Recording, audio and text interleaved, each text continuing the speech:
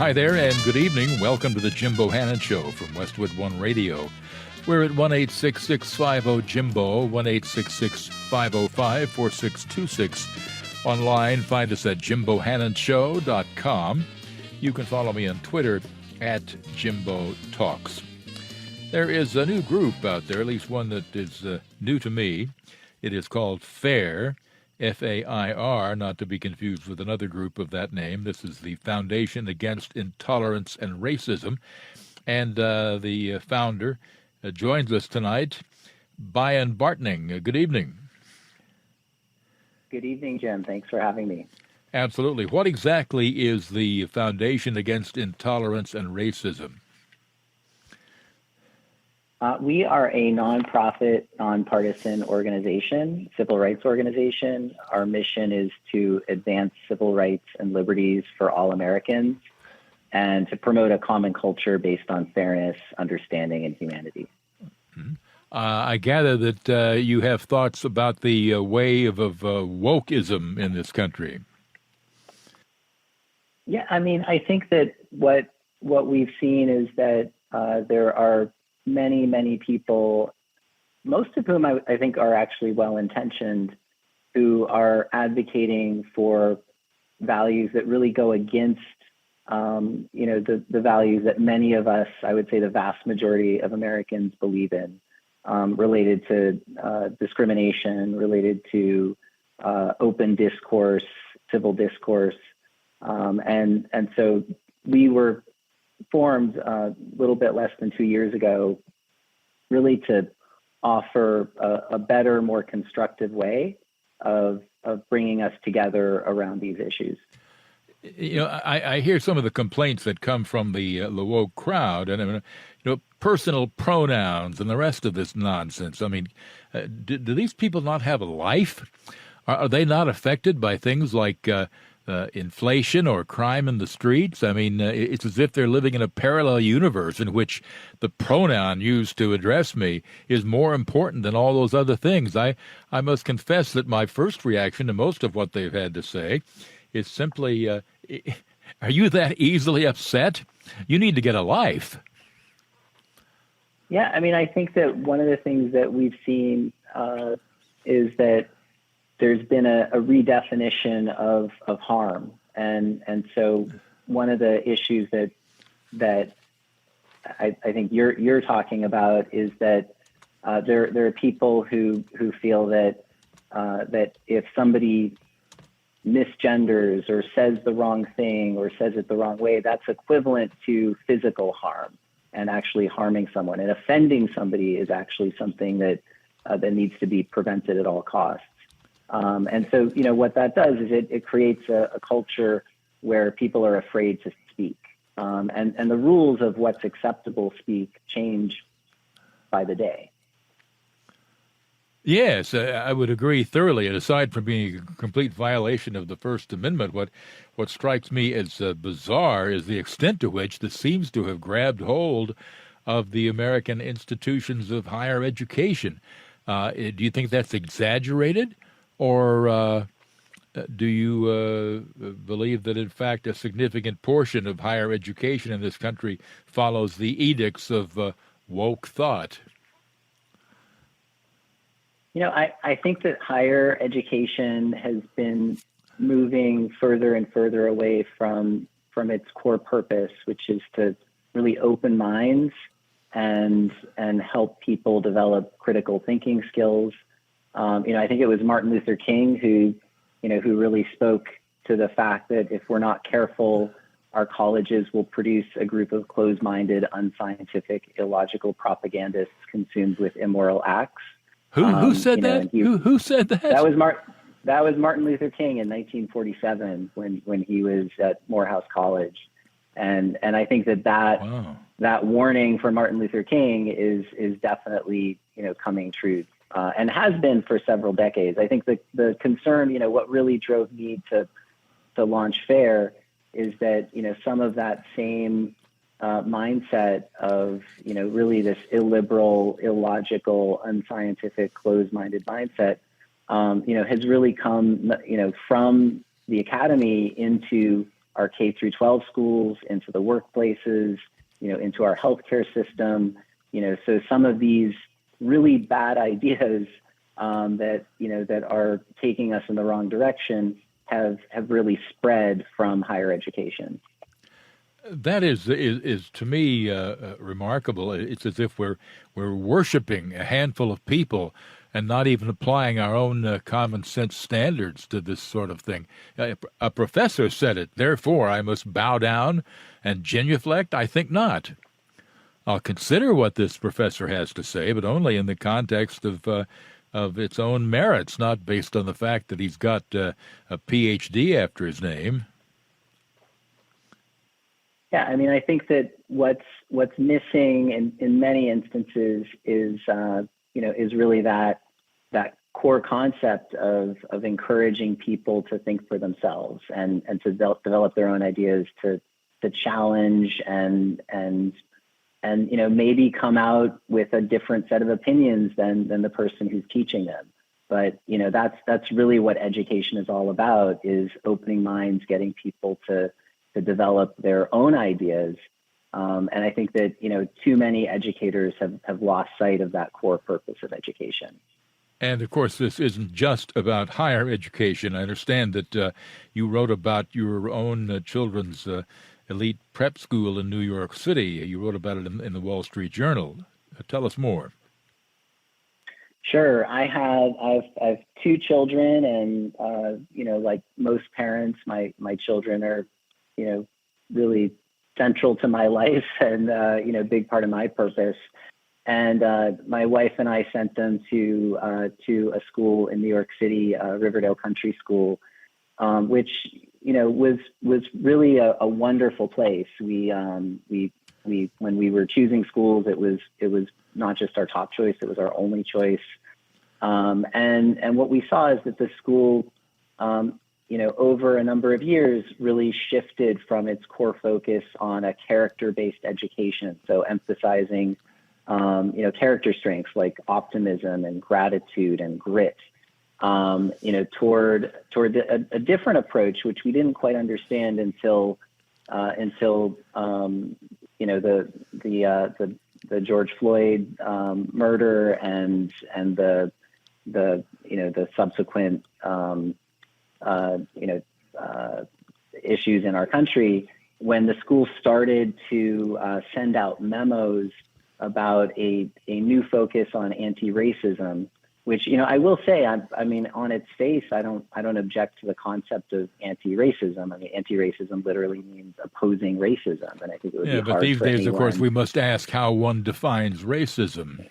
Of course, yes, how one defines racism and how one defines anti-racism, because, what I came to learn is that there are a number of people who are defining anti-racism in a way that sounds remarkably like racism.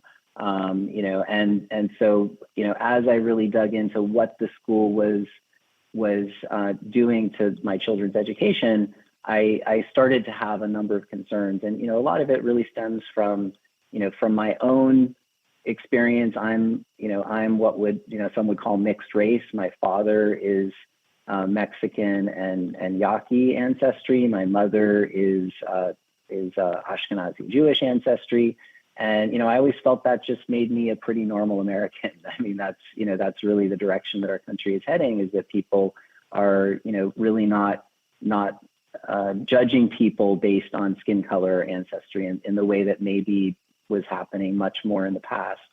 And so this emphasis on really seeing people as defined by the color of their skin, first and foremost, which was part of this, what the school was calling anti-racism, to me felt, antithetical to everything that I believed. And the second, serious concern that I had was based on my wife's experience. My wife is from the former Soviet Union. She immigrated as a child to Canada and then subsequently immigrated to the United States. And, in her experience, the state played an outsized role in all aspects of people's lives, including education. And my wife's family had a story which was somewhat humorous, for all of us, but I'm sure was not humorous at the time, which is my wife, when she was in preschool, was told, essentially to keep tabs on her family, and she ended up telling the local police chief that her father had, said something negative about the Communist Party, and ultimately he received a visit from the local police chief, who, as it happened, was friendly with the family, and nothing happened.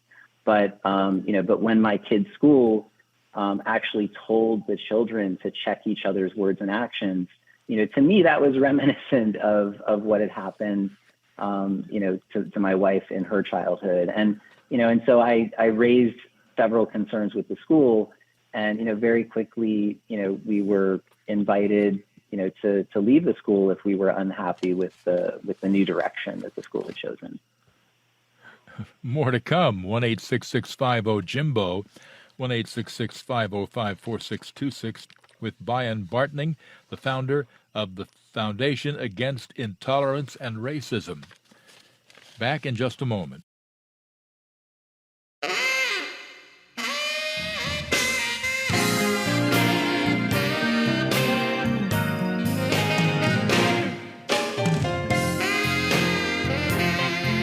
Welcome back to the Jim Bohannon Show at 1-866-50-JIMBO, 1-866-505-4626. Our guest is Bion Bartning. He is the founder of the Foundation Against Intolerance and Racism. And some on the left have dismissed charges that critical race theory is being taught in our schools by saying, well, that's just an exaggeration. In fact, it's not really being taught, or the problem is exaggerated, this sort of thing. I gather your experience would be to the contrary. I think that we get too hung up over words, and maybe that's intentional. I think whatever you want to call it, critical race theory, racism, race essentialism, I think the reality is, in a lot of schools, a lot of K through 12 schools these days, we are teaching children to see their own identity and the identity of other children and other people as being defined by skin color, and to see people as better or worse morally based on the color of their skin. So, whatever you want to call that, I would say it's definitely happening. But I think that what's been happening is that people are arguing about whether that, meets the standards of critical race theory, which is a academic discipline in higher education. I think that it's definitely fair to say that some of those ideas are consistent with the tenets of critical race theory. So I'm white, therefore I'm automatically racist by definition? Does it go that far? Yeah.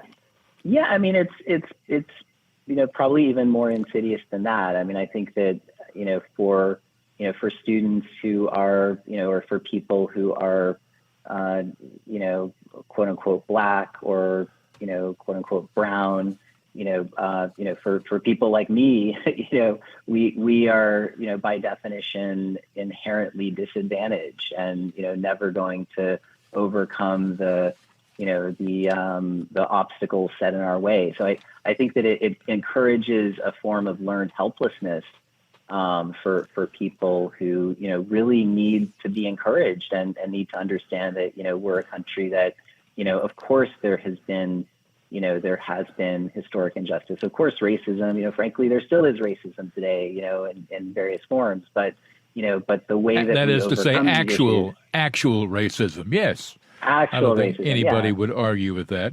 I mean, for example, I have an alibi for what happened before 1865. I wasn't born yet. Yes, that would be fair. And I think that's really what's happening, is that we're saddling children with issues that, that they have absolutely nothing to do with. And in many cases, their ancestors have nothing to do with. I mean, in the case of my children and my children's school, which is about 40% Jewish, you have, these, quote unquote, white Jewish children being told that, essentially they're responsible for slavery, when, many of these are children who are descendants of people who fled, fled the Holocaust. So, you have, just these, these absurdities being presented as reality. And I think, really, these really complex issues, are there real systemic inequalities? Like, is that real? Of course. But to give a simple solution of saying, well, this is because of racism, or say systemic. That is really when you say disservice. Systemic, I mean the system is stacked the other way, which is a good thing. I'm happy for that. The law is all stacked the other way. I don't see any systemic racism at all. Do I see racism in violation of the system? Yeah, I've seen some, not a great deal, but I've seen some. But the system, for at least half a century, has been the other way. To call it systemic, I think, is simply to abuse the term systemic. The system has been thoroughly on the side of getting rid of this sort of thing, and in various ways, sometimes societal sanctions, but more often than not, there are laws. In some cases, you can get in big trouble because of violating the system, which is opposed to racism.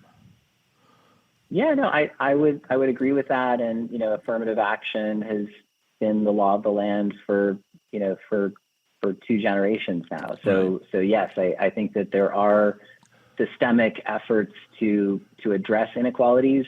I think some of the inequalities are persistent, but I don't think that the answer is to say that that's inherently because of racism. I think that if the goal is to improve outcomes for people from all different demographic groups, then let's be realistic and honest and curious about why are outcomes different, and then we can actually solve problems. But if we just insist that any difference in outcome is inherently due to racism, then we can't actually fix the problems. We can't actually solve them. I got news for all those people. The drugs, gangs, and broken homes are not my fault. All right, let's talk to Mohammed in San Jose, California. Good evening. Good evening, sir. It's enjoyable speaking with both of you. I have a question to ask you. It's my pleasure. Metaphorically, if Martin Luther King was alive right now, how would he feel about what we are discussing, number one? Number two, what can we have more compassion, and what can we just let the 21st century children decide on their own? Because as a 50-year-old man, I don't want to decide for my child. But what we are doing, we are diminishing their mentality, their critical thinking by telling them, no, this is not good for you. Oh, A is good, B is not good, C is All good. right. Well, we'll come back in just a second here. We're coming up on a break, and there's no time for our guest to give you a decent answer. We'll offer thoughts on letting our children decide their own fate, and what Dr. King would think. I believe that, frankly, Bion Bartning largely answered that. As a young adult, Dr. King already predicted what would happen, and I gather in not particularly flattering terms. 1-866-50-JIMBO, 1-866-505-4626. Bion Bartning is our guest. He is the founder of the Foundation Against Intolerance and Racism. Back in a moment.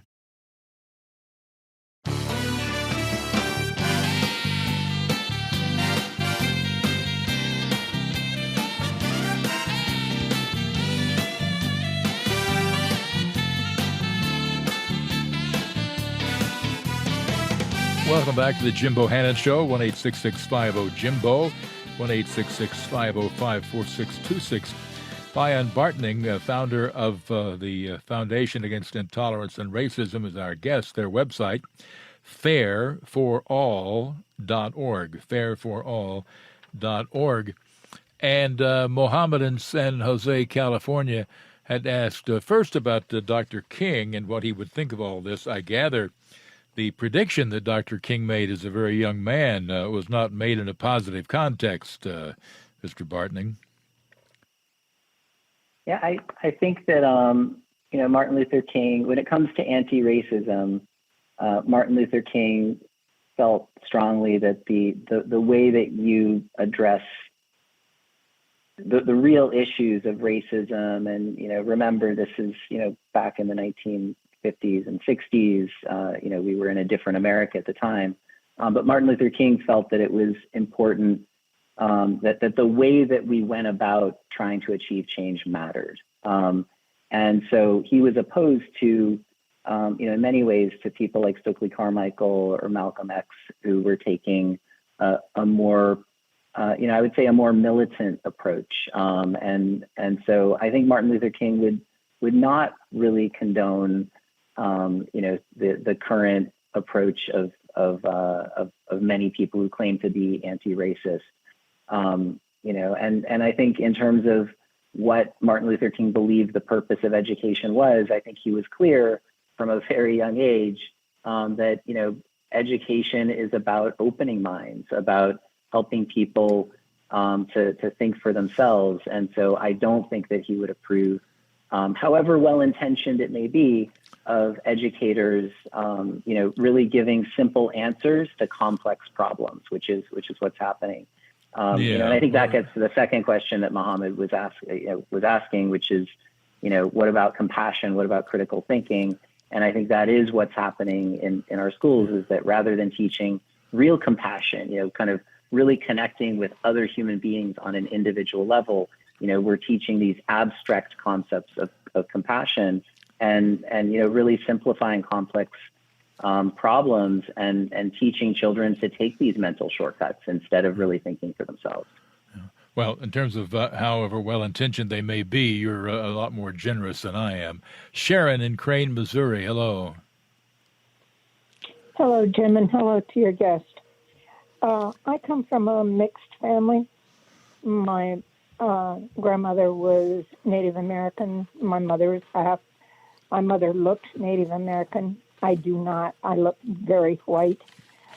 I have never understood racism, and to the day I die, I will not understand it.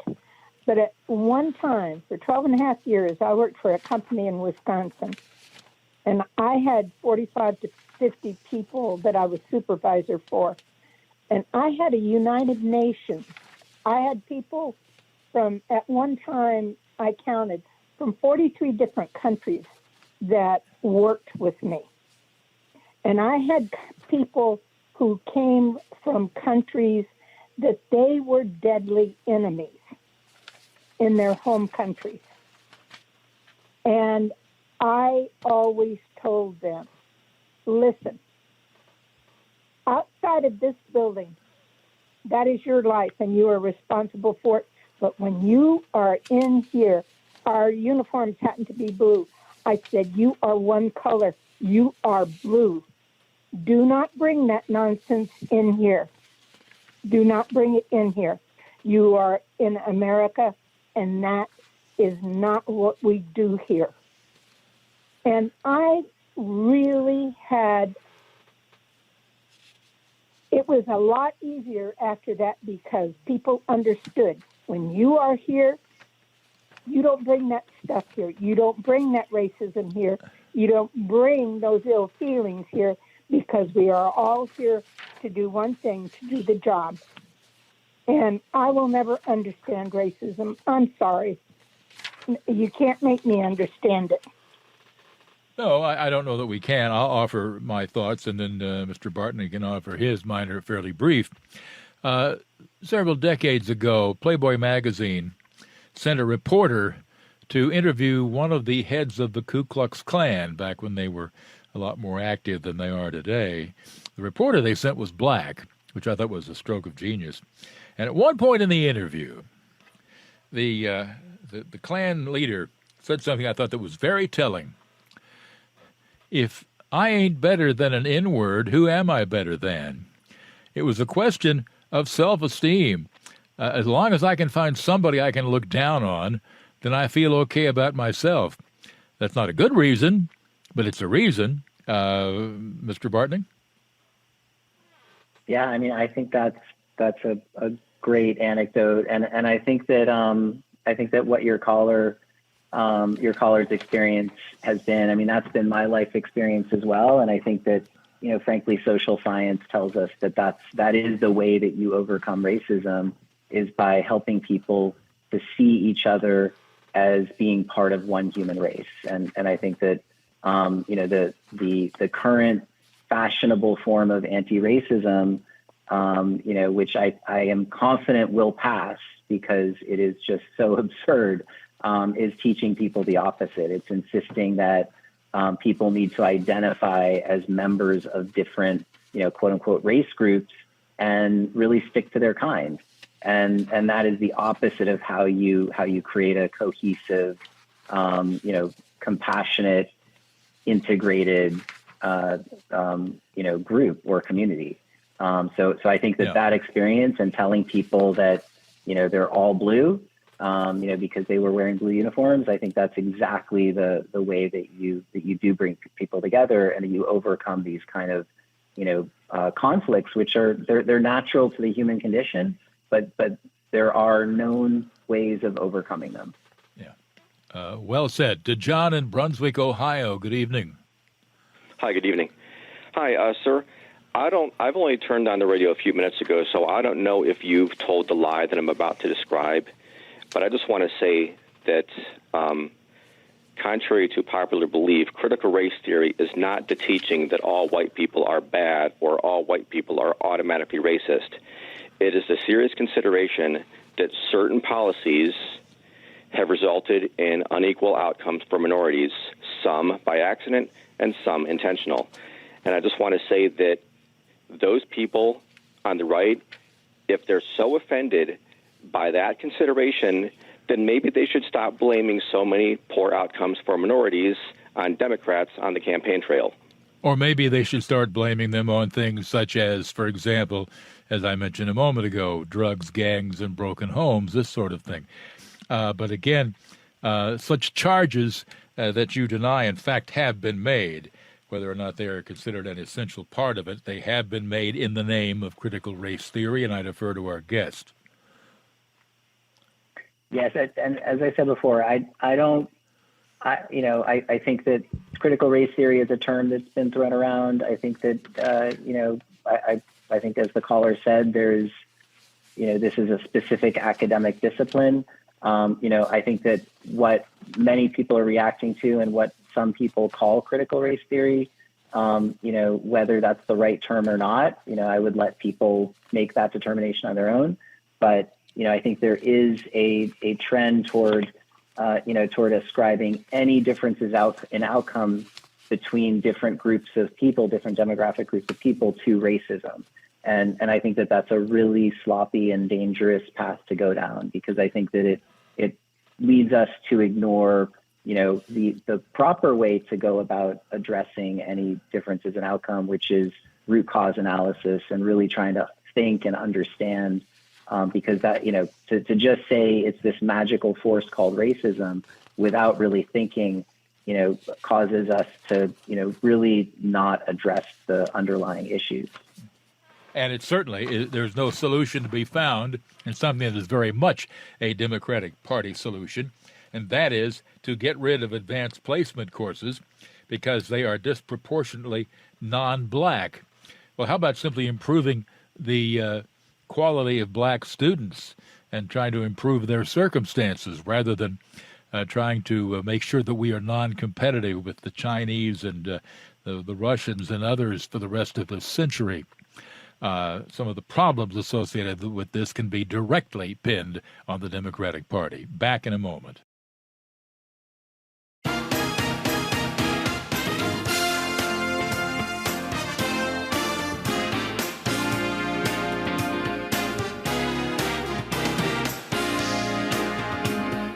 Welcome back to the Jim Bohannon Show at 1-866-50-JIMBO, 1-866-505-4626.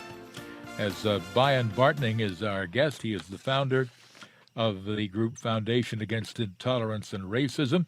Their website, fairforall.org. I assume your children no longer attend this particular school in New York? Yes, we removed them from the school, and we've actually left New York altogether. So we live in in Florida now. Yeah. And go ahead. No, you continue your thought. Okay, yeah, no, I think that I think what we found is that, unfortunately, what happened at my kids' school has happened in many schools, in particular private schools in New York City, and so it was just very difficult to find a school where our kids would not be subjected to this same orthodoxy, and so what we found is that in some other states, and I think in some other schools, I think there are places outside of New York City, and probably even some schools in New York City where you can you can avoid this, but frankly, as parents, we shouldn't need to be cautious and concerned. I think that what we need are educators to really take their responsibility seriously and understand that their obligation is to really help our children reach their full potential, teach them skills. It's not to replace their operating system. It's not to give them a whole different approach and outlook on life. That for someone like me who has a mixed racial background and doesn't want my kids to see the fact that I have brown skin and their skin is a little bit different in color than mine as meaning anything other than the fact that we have differences in the amount of melanin in our skin. It has nothing to do with who we are or define us in any way. All right. Here's the call from Jim in Cumberland, Maryland. Hello. Oh, Frank in Cumberland, Maryland. Okay, go ahead. Well, I'd like to try to defend the white race. I think races were made naturally by God, and they're like families. I don't think there's anything wrong with. And that means that therefore we should some of one particular group should look down on other groups. Is that how that works? Who said white people look down on black people? Well, apparently that I'm just really asking you how far this goes here. Just the fact that there are different groups out there, how are we supposed to look at each other? We look at each other as fellow human beings who have differences, and we look on different families. If you love your race, that's fine. And does that mean we should avoid contact with these people? I'm trying to understand where you're coming from. We all recognize that there are people who look different from us. Sure, but most people, like they say, birds of a feather flock together. Most people like to live with people of their own kind, with things in common. I don't think there's anything wrong with white people living with other white people, and white people have done. Well, no, there's nothing wrong with white people living around other white people. There is something wrong about laws that make it impossible, which was the case in this country, where you could legally keep somebody from living in a certain area. Let's say that a person of a different color likes a certain area because it's close to where they work, or the schools are particularly good. Should they not be allowed to mix with people who aren't their own kind, unquote? Not if the people living there prefer them not to be there. I see. Okay. So in other words, based on race alone, people should have the right to keep others out. Okay. Well, I just want to understand where you were coming from and prove the point that we were making earlier. Namely that, yes, some racism still exists. More to come. We'll be back in a moment.